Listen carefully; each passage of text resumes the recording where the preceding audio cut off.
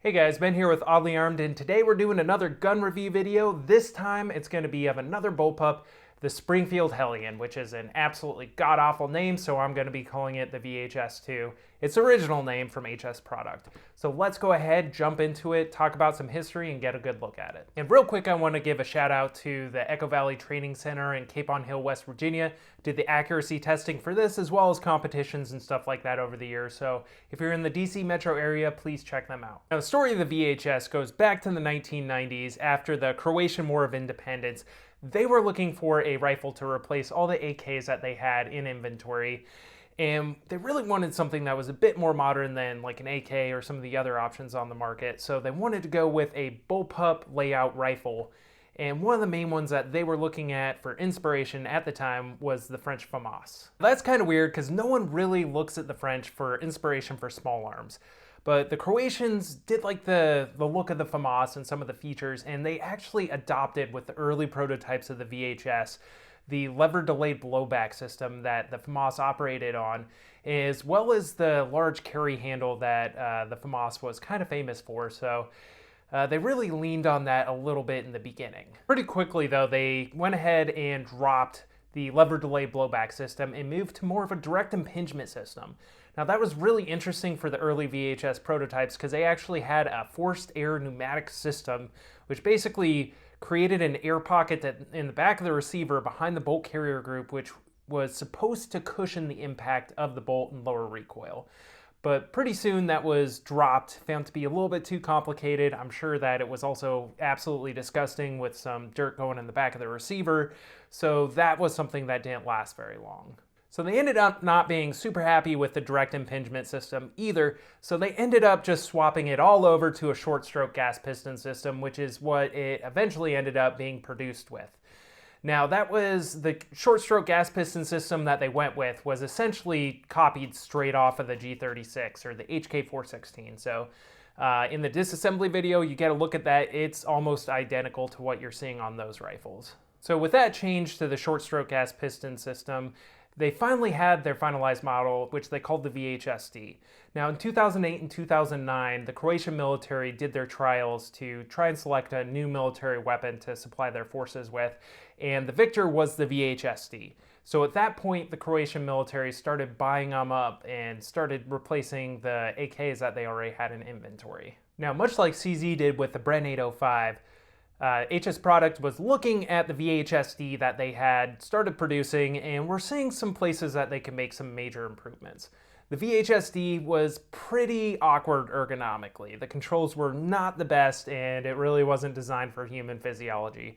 So they went back and started making modifications to make it a little bit more user-friendly. In around 2013, HS Produkt released the updated version of the VHS, which was the VHS-2. Now, the Croatian military looked at these upgrades and decided that was something they wanted to roll into their own military, so this replaced the VHS-D in Croatian service. Now, some other places this popped up were kind of interesting. So one would be Iraq with Iraqi Special Forces. They actually adopted a lot of VHS-2s. So these popped up in the Middle East, especially during the GWAT era, so some US service members might remember seeing these in the hands of Iraqi Special Forces. And then they also ended up in the hands of ISIS fighters as well as they took territory back in 2015 through 2017. And Syria too, these things are popping up. So in the Middle East, the VHS-2 is not that uncommon. Another really famous place that the VHS-2 has popped up was in the French trials to replace the FAMAS. Now this was one of the final down-selected rifles at the very end of the trials, so it performed incredibly well for them. Eventually the HK416 would go on to win those trials and become the HK416F in their service, but the VHS-2 performed incredibly well and was right up there with it at the end. And the final part of the history we should talk about is its history on the US market. So in January of 2022, Springfield of M1A fame went ahead and released the VHS-2 under the fantastic name of Hellion, which is just a cringy name, which is exactly what Springfield is known for. But in any case, cool rifle. I was extremely happy to see them come into the country after seeing them pop up every once in a while in pictures. They're really cool looking. Springfield did modify the design a little bit for the US market. Some of the biggest changes were the handguard. They went from a Picatinny style handguard to an M-LOK one. Additionally, they swapped the pistol grip from the original VHS-2 to an AR-15 style one, so you could swap out grips. And then they also changed out the magwell for a Stanag magwell. Now, the original VHS-2 in Croatian service actually utilized a G36 style magazine. And that usage goes back to the 2000s when the Croatian military actually had a bunch of G36s, which they used to equip their troops that went to support the ISAF mission, which is essentially a multinational partnership to provide security in Afghanistan that we really led back in the 2000s going into the 2010s and even up until 2020 and 2021. And that gets us up to date on the history of the VHS. So let's go ahead, get a close look at mine and see how I have it set up. All right, so starting at the front of the rifle, I do have a chemo muzzle device on this. That's because I do run the suppressed quite a bit. And behind that, you have our gas plug, which has a suppressed and a normal setting on it.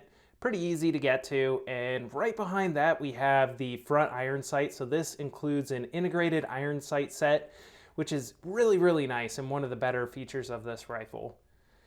Down underneath this top rail here, you can see our charging handle, and it's really cool G36 style that can flip to either side of the rifle. And then it also has a little plunger behind there, which acts as a forward assist when you press it in. Then you can see our M-LOK handguard here with a QD sling swivel, as well as my Magpul grip. And moving back to the grip back here, you can see our safety selector, which we're going to talk about later on because it's not the best. As far as a grip, I just have a Sig Sauer grip. This is a MCX style one. Just somehow fit pretty well on this rifle, so I've been keeping it on there. Now, as far as the optic goes, I'm running a Geissele 1:6 power scope. For the full price, these are not great, but these were going for a pretty insane price at the very end before they discontinued it. So I grabbed one for this rifle, and this is also on an ADM low mount. So this rail is a little bit higher than most rails, so it works best with lower profile mounts. Now moving to the back of the rail, you can see we have another QD sling swivel point, as well as our rear iron sight there. So you can see multiple different aperture options. Then we have our dust cover there, as well as our magazine well, and then you can see that is the magazine release paddle there on the back of it. So it is ambidextrous, you can get to it from both sides of the rifle, and this does take standard Stanag magazines. Behind that, we have our bolt release. So it's a little ledge there that you just have to press back on to release the bolt. And then we also have shell deflector, and then this is our stock, which is adjustable for length of pull, interestingly enough. And that's basically all there is to see on the right side. All right, so looking at the left side of the rifle, it's essentially the same as the right side. We're not really seeing anything different over here. All your controls are pretty much ambidextrous. So we have our safety selector, our charging handle flips over on both sides of the rifle, scope here, and then our iron sights. One thing to talk about is the ejection port. So it does have an ejection port on both sides of the rifle, and it's actually fairly easy to swap between the two during the disassembly process of this rifle. And then that's basically it. So it's mirrored on both sides of the rifle. Let's kick off the ratings with accuracy, and the Springfield Hellion is going to get a 3 in that category. With 55 grain GGG Lithuanian M193 ammunition, I was able to get a group of about 2.6 MOA at 100 yards. So that's not great, but for a bullpup using ball ammunition, that's also not terrible. And next up, we have aftermarket support, where the VHS-2 is going to be getting a score of 2. Now, even though these have been out for about 2.5 years, there really aren't that many companies making parts for them. Some of the main ones are going to be Manticore Arms, Lunartech Designs. The VHS-2 project is a newer one, and then Jard also makes a trigger pack for these. Some of the parts you can swap out are going to be the buttstock. So Manticore Arms makes a replacement one. Another company makes a replacement one as well.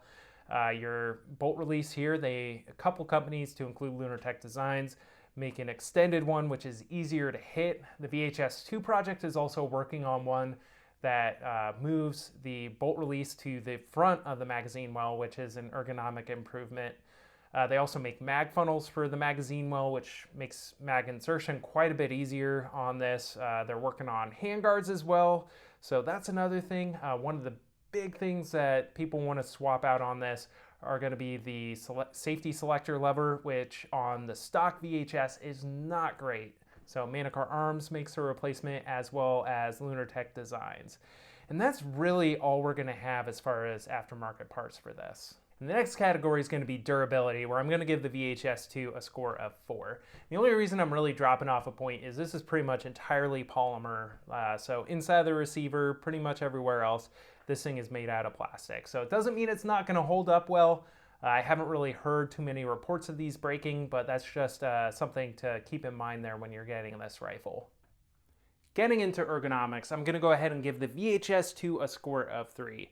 So let's go ahead and take a look at the controls. Starting from the front, we have our gas plug, which has a normal and suppressed setting. To change it, all you have to do is press in on it and turn, and then it'll go ahead and pop into those 2 settings.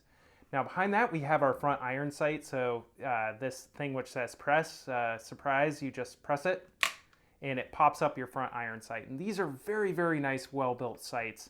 And to pop it back down, you just press the button in again, push it forward, and it'll lock into place.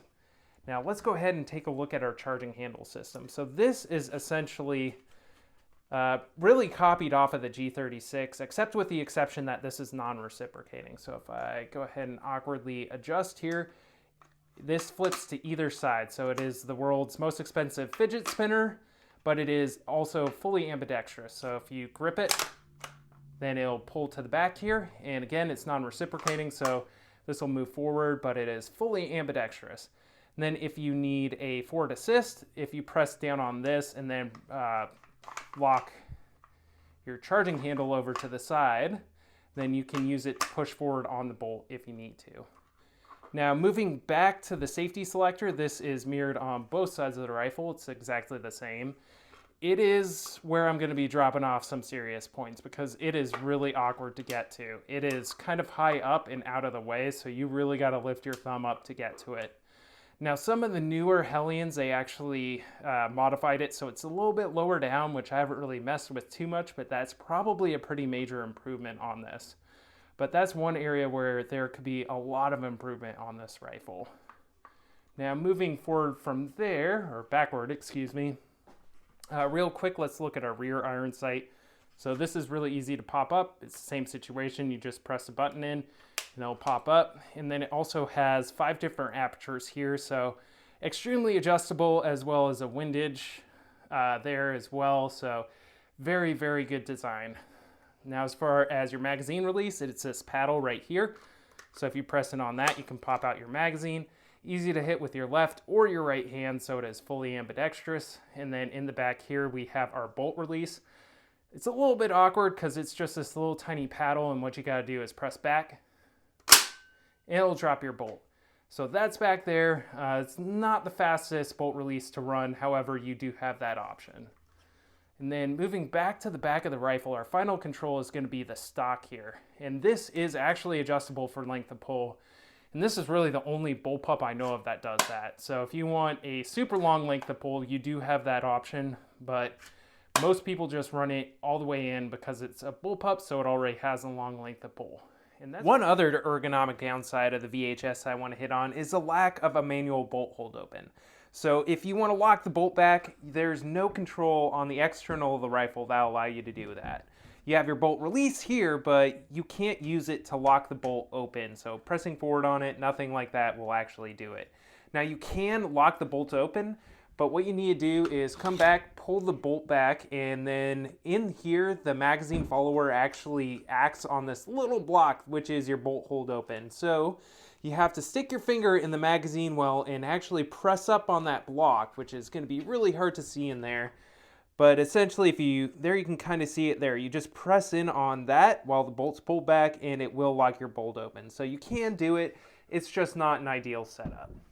And next up, we're going to have maintenance, where I'm going to give the VHS-2 a score of 3.